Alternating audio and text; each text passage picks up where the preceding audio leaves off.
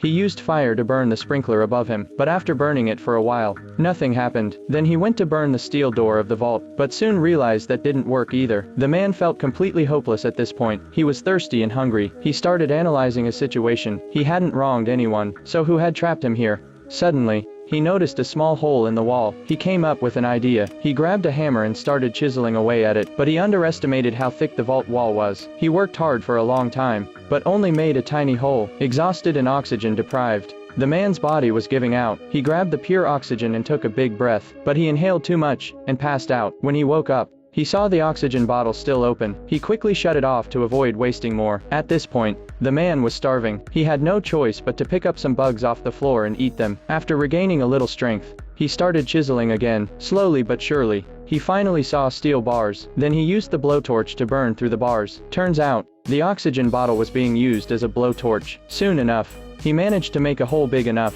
He quickly widened it and crawled through, but as soon as he did, the man was stunned. He ended up in a room that looked exactly like his own. The only difference was there was a coffin next to him. He walked over to the coffin with a chisel in hand. When he opened it, he found a woman inside. The woman suddenly woke up and scared him. She thought he was a bad guy. Frightened, she crawled into the other room. Since they couldn't communicate due to the language barrier, they just stared at each other. The woman seemed to be in the same situation as him, so he didn't pay her much attention. He dragged his exhausted body and lay down in her coffin to sleep. A long time later, the woman saw the tools on the ground. She started to calm down a bit. By the third day, the woman approached him. She wanted him to keep chiseling the wall, but the man said he was too tired and had no strength left. He told her to do it herself. The woman tried but only made a tiny hole after a long time. The man mocked her from the side. The woman got mad and decided to stop. She crawled into the next room to use the bathroom. The man immediately called out to her.